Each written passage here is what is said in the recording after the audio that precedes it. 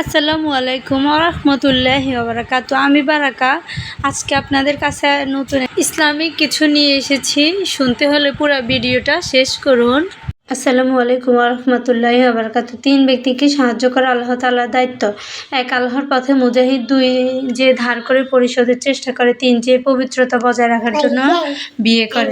পরবর্তীতে আরও আমল হাদিস জানতে আমাদের পাশে থাকুন, লাইক কমেন্ট শেয়ার করে। সালাম ফিরানোর পর এই দোয়া পড়তে হয়, আল্লাহুম্মা আনতাস সালাম ওয়া মিনকাস সালাম তাবারাকতা ইয়া যাল জালালি ওয়াল ইকরাম। অর্থ, হে আল্লাহ, তুমি শান্তির আধা, তোমার পক্ষ থেকে শান্তি, তুমি বারাকাতময়, হে মহিমাময় ও মহা সম্মানিত।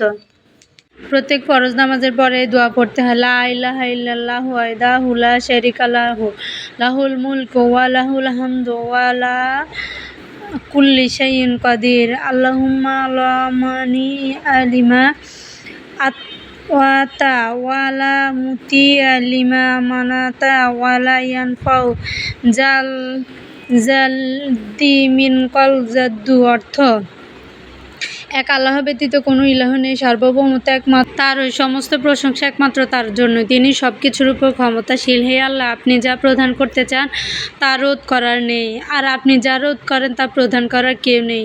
আপনার নিকট সৎ কাজ ভিন্ন কোনো সম্পদশালী সম্পদ উপকার আসে না।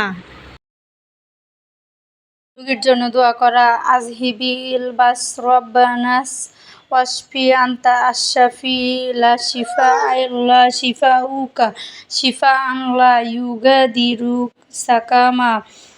হে অর্থ, হে মানুষের প্রতিপালক, তুমি রোগ দূর করে দাও এবং আরোগ্য দান করো। তুমি তো আরোগ্য দানকারী, তোমার আরোগ্য ভিন্ন আর কোনো আরোগ্য নেই। এমন আরোগ্য দাও যার পর কোনো রোগ থাকে না। নবীজি সাল্লাল্লাহু আলাইহি সাল্লাম তার স্ত্রীদের কাউকে ছাড়ার সময় ডান হাত দিয়ে মাসা করতেন এবং উপরোক্ত দোয়া পড়তেন।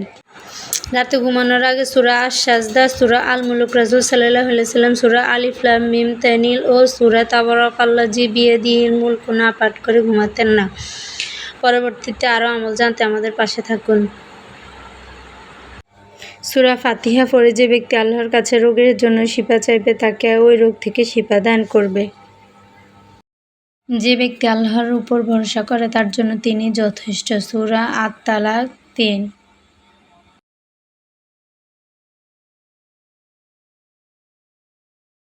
আমি যখন অসুস্থ হই তখন তিনি আমাকে সুস্থতা দান করেন। সূরা শুআরা 80। রাসূল সাল্লাল্লাহু আলাইহি সাল্লাম বলেছেন, খাবার খেয়ে শুকরিয়া আদায়কারী রোজাদারদের ন্যায় মর্যাদাপ্রাপ্ত হয়।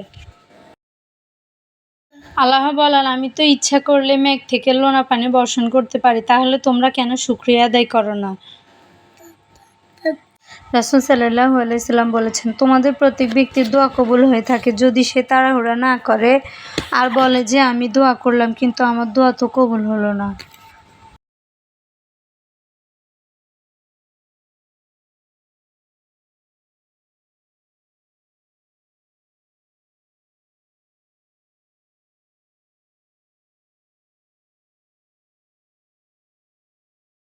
রাসূল সাল্লাল্লাহু আলাইহি সাল্লাম বলেন, পরিচ্ছন্নতা ঈমানের অর্ধেক। সব পথ বন্ধ হয়ে যায়, তখন আকাশের দরজা খোলা থাকে। আল্লাহর প্রতি ভরসা হলো এমন একটি চাবি যা অসাধ্যকে সাধন করে দেয়। যে আল্লাহর উপর ভরসা রাখে তার জন্য তিনি যথেষ্ট। আল্লাহ হাফেজ। পরবর্তীতে আরও ভিডিও জানতে আমাদের পাশে থাকুন, শেয়ার কমেন্ট লাইক দিয়ে।